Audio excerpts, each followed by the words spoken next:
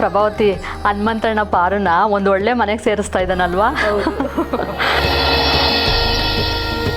ಬನ್ನಿ ಇವರೇ ನಮ್ಮ ಮಗಳು ಪಾರು ಕೈ ಹಿಡಿತಾ ಇರೋ ಹುಡುಗ ಹರೀಶ್ ಅಂತ.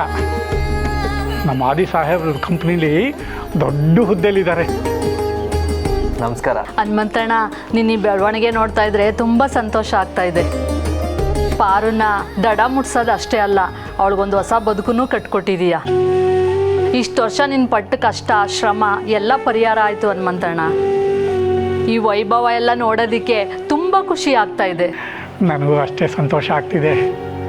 ಆದರೆ ಈ ವೈಭವನೆಲ್ಲ ನೋಡೋದಕ್ಕೆ ಅವಳೇ ಇಲ್ವಲ್ಲ ಅನ್ನೋಕ್ಕೋರ್ಗು. ಅವಳಿದ್ದಿದ್ರೆ ಇಷ್ಟೊತ್ತಿಗೆ ಸಿಂಗಾರ ಮಾಡಿಕೊಂಡು ಪಾದರಸ ಥರ ಅಲ್ಲಿಂದ ಇಲ್ಲಿಗೆ ಓಡಾಡ್ತಿರೋಳು. ನಮ್ಮ ಪಾರು ಕೂಡ ಅವಳನ್ನೇ ಹೋಲ್ತಿದ್ದಾಳೆ. ಅವಳಿಗೆ ಸಲ್ಲಬೇಕಾದ್ದನ್ನು ಆ ದೇವರು ಸಲ್ಲಿಸ್ತಿದ್ದಾನಲ್ಲ, ಅದೇ ಸಂತೋಷ.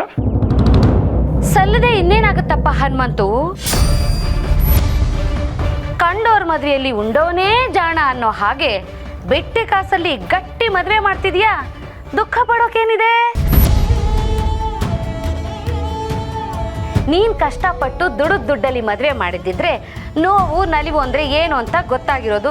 ನಿನಗೆ ನೋವೇ ಇಲ್ವಲ್ಲ, ಎಲ್ಲ ಸಿಹಿನೇ. ಅದಕ್ಕೆ ನೋಡು, ನಿನಗಿಷ್ಟವಾಗಿರೋ ಸ್ವೀಟ್ಗಳನ್ನೇ ಮಾಡಿಸಿದೀವಿ. ನೀನು ತಿನ್ನು, ನಿನ್ನ ಸಂಬಂಧಿಕರಿಗೂ ಚೆನ್ನಾಗಿ ತಿನ್ಸು.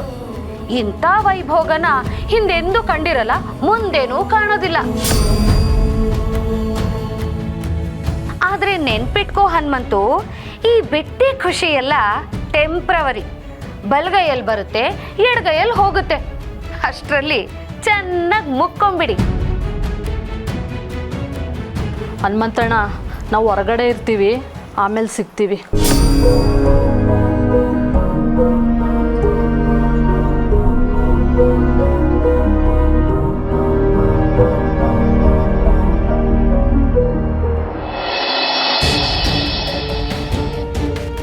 ಹಲೋ ಮೇಡಮ್, ನೀವು ಹೇಳ್ದಾಗೆ ಎಲ್ಲ ರೆಡಿ ಮಾಡ್ಕೊಂಡಿದ್ದೀನಿ. ನಾನೀಗಾಗಲೇ ಲೊಕೇಶನಲ್ಲಿದ್ದೀನಿ. Very good, very good. ಹಾ, ಆ ಜಾಗ ಅಂತಿಂಥ ಜಾಗ ಅಲ್ಲ, ತುಂಬ ಪವಿತ್ರವಾದ ಜಾಗ. ನೋಡು, ನಾನು ಹೇಳ್ದಷ್ಟು ಮಾಡು. ಎಡವಟ್ ಗಿಡವಟ್ ಮಾಡಿ ಆ ಜಾಗನೇ ನಿನ್ನ ಮನೆ ಮಾಡ್ಕೊಂಡ್ಬಿಟ್ಟಿಯಾ. ಮೇಡಮ್, ನೀವೇನು ತಲೆ ಕೆಡಿಸ್ಕೋಬೇಡಿ. ಈ ಥರದ್ದೆಲ್ಲ ನಾನು ಎಷ್ಟು ನೋಡಿಲ್ಲ. ಹಲೋ ಹಲೋ, ಕಾನ್ಫಿಡೆನ್ಸ್ ಓಕೆ, ಈ ಓವರ್ ಕಾನ್ಫಿಡೆನ್ಸ್ ಯಾಕೆ? ನೀನು ಆ ಜಾಗದಲ್ಲಿ ಸ್ವಲ್ಪ ಜೋಕೆ. ಇನ್ನೂ ಏನಾದರೂ ಮಾತಾಡಬೇಕೇ? ಇನ್ನೇನೂ ಇಲ್ಲ, ಕೆಲಸ ಮುಗಿಸಿ ಕಾಲ್ ಮಾಡ್ತೀನಿ ಮೇಡಮ್. ಸರಿ ಸರಿ, ಆಲ್ ದ ವೆರಿ ಬೆಸ್ಟ್. ಈಗ ಮಜಾ ಬರುತ್ತೆ. ಯಾರಪ್ಪ ಇದು ಪದೇ ಪದೇ ಫೋನ್ ಮಾಡ್ತಾ ಇದ್ದಾರೆ? ರೀ, ಏನ್ರಿ ನಿಮ್ಮ ಸಮಸ್ಯೆ? ನನ್ನ ಮಾತನ್ನ ಗಾಳಿ ತಳ್ಳಿದ್ರೆ ನಿನ್ನ ಬದುಕನ್ನ ಪಾತಾಳಕ್ಕೆ ತಳ್ಕೊಂಡು ಹಾಗೆ ಪಾರ್ವತಿ. ನನ್ನ ಮಾತಿನ ಮೇಲೆ ನಿನಗೆ ನಂಬಿಕೆ ಬರ್ತಿಲ್ಲ ಅಲ್ಲ?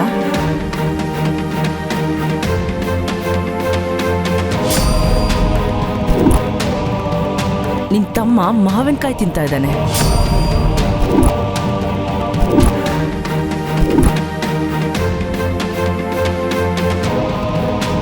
ಹಣ್ಣುಗಳನ್ನ ತಗೊಂಡು ಹೋಗ್ತಿದ್ದಾರೆ.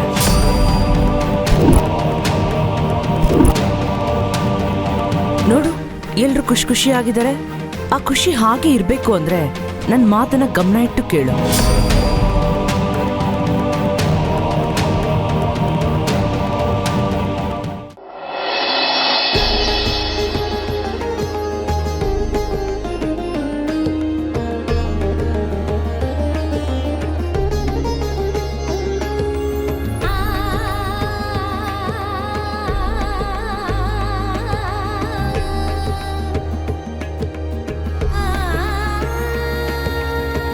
ಅಮ್ಮ, ಈ ದಿನ ಬರುತ್ತೆ ಅಂತ ನಾನು ಮನಸ್ಸಲ್ಲೂ ಅಂದ್ಕೊಂಡಿರಲಿಲ್ಲ.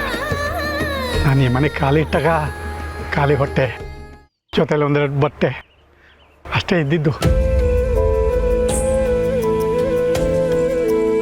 ನಾನು ನನ್ನ ಮಕ್ಕಳಿಗೋಸ್ಕರ ಯಾವ ಆಸ್ತಿನೂ ಮಾಡಲಿಲ್ಲ, ಮನೆ ಕಟ್ಟಿಸ್ಲಿಲ್ಲ, ಹಣ ಕೂಡಿರಲಿಲ್ಲ. ಆದರೆ ನನ್ನ ನಂಬಿಕೆ ಇದ್ದಿದ್ದೆಲ್ಲ ದೇವ್ರ ಮೇಲೆ, ಈ ನನ್ನ ದೇವ್ರ ಮೇಲೆ.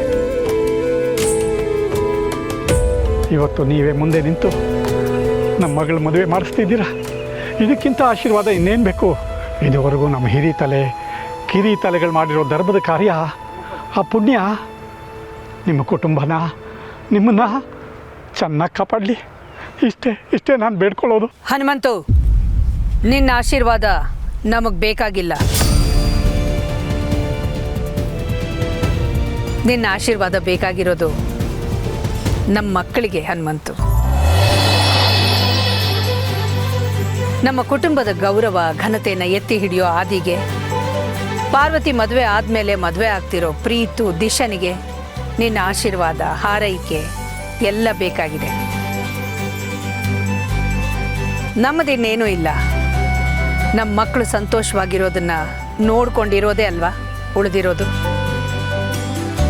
ಪಾರ್ವತಿ ಮದುವೆನ ನೋಡಿ ನೀನು ಹೇಗೆ ಹಿರಿ ಹಿಗ್ತಾ ಇದೆಯೋ ಅದೇ ರೀತಿ ನಮ್ಮ ಆದಿ ಮದುವೆ ಆದಾಗ ನಮ್ಮ ಸಂತೋಷಕ್ಕೆ ಮಿತಿನೇ ಇರೋದಿಲ್ಲ. ಅಖಿಲ, ಪ್ರೀತು ಮದುವೆ ಆಗ್ತಿದ್ದ ಹಾಗೆ ಆದಿತ್ಯನಿಗೂ ಮದುವೆ ಮಾಡಿಬಿಡೋಣ, ಏನಂತೀಯ? ಹೌದು ರಘು. ಆದಿ, ನೀನು ನಮ್ಮ ಹಿರಿ ಮಗ ಮಾತ್ರ ಅಲ್ಲ, ಹೆಮ್ಮೆಯ ಮಗ. ಚಿಕ್ಕ ವಯಸ್ಸಿನಲ್ಲೇ ದೊಡ್ಡ ಸಾಧನೆ ಮಾಡಿರೋ ಕೀರ್ತಿ ನಿನಗಿದೆ. ನಿನ್ನಂಥ ಮಗನ್ನ ಪಡೆಯೋದಕ್ಕೆ ತಂದೆ ತಾಯಿ ಪೂಜೆ ಮಾಡ್ತಾರೆ, ಅನ್ನ ನೀರು ಬಿಡ್ತಾರೆ, ಜಪ ತಪ ಮಾಡ್ತಾರೆ. ಅಂಥದ್ರಲ್ಲಿ ನಿನ್ನಂಥ ಮಗನನ್ನ ಪಡೆಯೋದಕ್ಕೆ ನಾವು ಪುಣ್ಯ ಮಾಡಿರಬೇಕು ಅಲ್ವಾ? ಅವಕಾಶ ಸಿಕ್ಕಾಗ್ಲೆಲ್ಲ ಆಕಾಶ ಮುಟ್ಟೋ ಕೆಲಸ ಮಾಡಿದೀಯ, ಮೌಲ್ಯಗಳನ್ನು ಮೆರೆದಿದೀಯ. ಅದಕ್ಕೋಸ್ಕರ ಇವತ್ತು ನಿನಗಾಗಿ ನಾನು ಒಂದು ತ್ಯಾಗ ಮಾಡ್ತಿದ್ದೀನಿ. ತ್ಯಾಗನ? ಏನಮ್ಮ? ನೀನು ಇಷ್ಟಪಟ್ಟು ನೀನೇ ಆಯ್ಕೆ ಮಾಡ್ಕೊಳ್ಳೋ ಅವಕಾಶನ ನಿನಗೆ ಕೊಡ್ತಾ ಇದ್ದೀನಿ.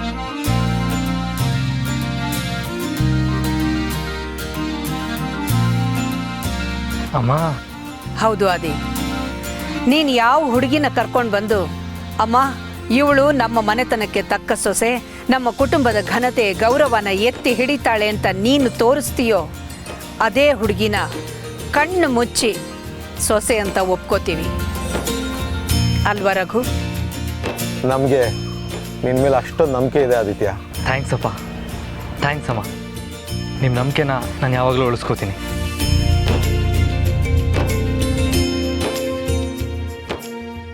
ಈಗ ನನ್ನ ಮೇಲೆ ನಂಬಿಕೆ ಬಂತ ಪಾರ್ವತಿ? ಆದ್ರೆ ನೀನು ಪೂಜಿಸೋ ದೇವರುಗಳನ್ನ ಇವತ್ತು ಕೆರೆಯಲ್ಲಿ ಮುಳುಗ್ಸೋ ದಿನ.